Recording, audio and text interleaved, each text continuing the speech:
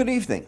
Ira Epstein of Linn & Associates with your SPDR ETF wrap-up, and this wrap-up is for Monday, the 12th of April, 2021, right after 7 p.m. at night. So, big break in game today, GameStop. Why not? They're getting rid of the chairman. They've gotten rid of just about the head of all the major parts of the company. It's called a restructuring. The market gave them a gift. Once Reddit drove the price of that stock up over $500, the company was able to issue more stock, get rid of people, and go through a restructuring to become a force in the market if the people from Chewy, and that's who's gotten behind this, the people that ran Chewy and founded that into the monster that it is, can do the same with GameStop. So that's the bet right now. You can't, it's a bet on the come. That's more than anything. Uranium slipping back with a lot of the metals. You can't get high on THCX. It keeps falling right now. The metal market's very disappointing action today. No surprise there, but just disappointing. Dollar's still slipping a little bit too. So in GameStop, what I look at is you're down to the lower Bollinger Band. Markets that hit Bollinger Bands, highs or lows, that's often a spot where the pros take money off the table. The trend is certainly down. It is not oversold. I think the pros took money off and they might defend going short again into that 180 zone. We'll take a look and see what they want to do as the chartists.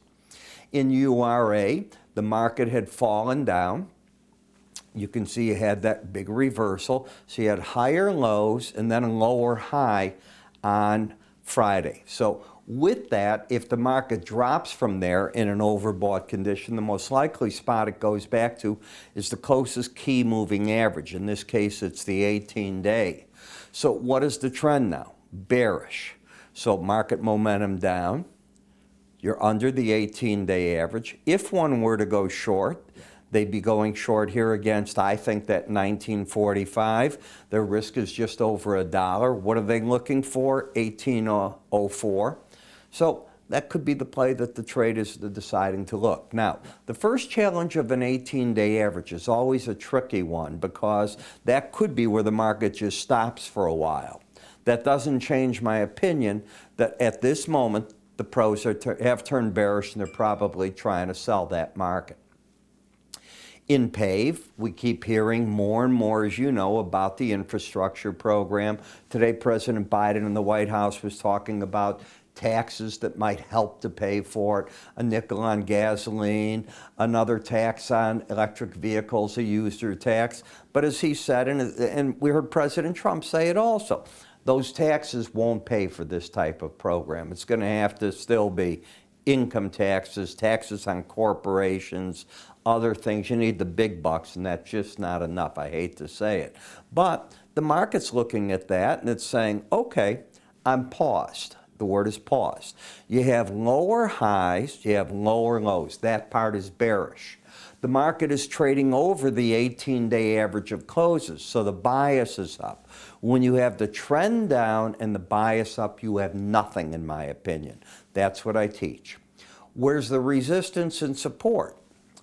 Well, the resistance is the upper Bollinger Band. You've been there, done that. I was talking about it, and the market never did embed. It's just overbought. I think the pros are out of this market.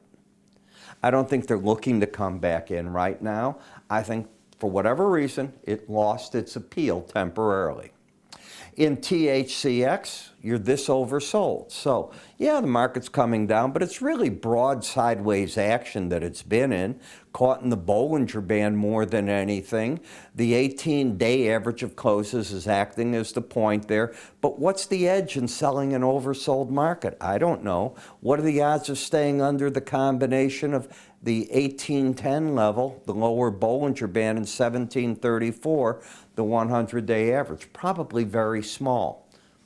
Interested in it? None. From me. SMH, neutral, or is it?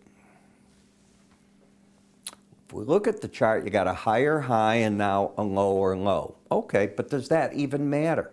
Not when you have an embedded reading. Until these numbers, which have been going sideways over 80 until the red number closes under 80, I contend that the pros are buying this market. They'll be out if you get a reading under, let's call it 79, just to get it in there. Their target is still going to be 262.97. There is one other number. It's called a window envelope. And if you take my morning subscriber video, I know I'm always leading you into things because these are not complete charts.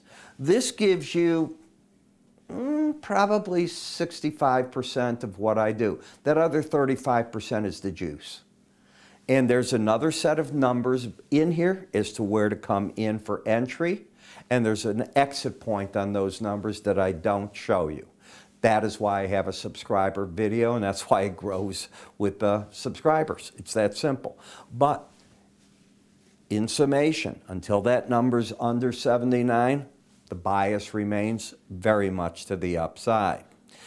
A fully embedded reading here. Again, I think the pros have been buying and kicking out against the upper Bollinger Band and that window envelope.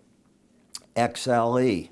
Momentum down, and now you have a reading in the 25. Not interested anymore. Yes, you can go to the lower Bollinger Band by 30 cents from today's low. Who cares? You'd have to stay under it, and the odds of staying under it are 5% of the time. So I am not friendly to the energy sector at all. It's coming down to an objective, all right? I am in the bear camp. SPY, this tracks the S&P 500. With an embedded reading like that, where am I? Bullish. Remaining bullish, okay? And as you can see, the market's just tracked in on that upper Bollinger Band. This rules the day, and if you're in my courses, you know what I'm teaching there. Then we get to the emerging market ETF. So are we embedding? So let's take a look. Both numbers are over 80. That's a good sign. Yesterday they were over 80, not the day before. You're not there. So you need to get beyond that. Now, I want to also remind you, tomorrow's reversal Tuesday, but you didn't have a big move today. So without a big move, it generally doesn't mean anything, all right? So you'll say, well, Ira, it's Tuesday reversal. Reversal of what? Markets that moved 10 points, 50 points? They didn't move very big today. So I don't look for any big move tomorrow off of that theory. In this market, you're still fighting. It's trying to go up and stay up, but you're not embedded. You're overbought, and I think the pros came out. Now, let me ask you this. Do you think the pros want to buy an overbought market? No. Would they want to buy if you get an embedded reading? Yeah, but you won't know that until the close tomorrow. That's my thoughts on it. Gold's a total failure. Here's the gold market with all the shot in the world to get up to the upper Bollinger Band. I still think it would fail at that number on the first test. You'll hear me say that on the tests here, the tests here. You know I say it all the time if you watch what I do.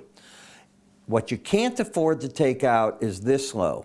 You didn't take it out on Friday, you did it today. You never hit that number. Now you got a pattern of a higher high and low with an overbought market. You still have the bias up, you've lost the trend, you got nothing. The chart's ugly. When we come to GDX, the gold miners, well, if gold's not going, where's it going? But this market did better. I don't understand why the traders weren't coming out there, and they had a secondary chance at the 100 in the upper Bollinger Band. With an overbought market up there, what are the odds of staying over those numbers? Slim. It's interesting to see tonight in my newsletter, Bloomberg, not Bollinger Band, Bloomberg has a graph that they put out late today showing the amount of bets that have been going on over the past 6 months on that super cycle in commodities and how people have abandoned them since the first of the year. Now, not all commodities have done poorly.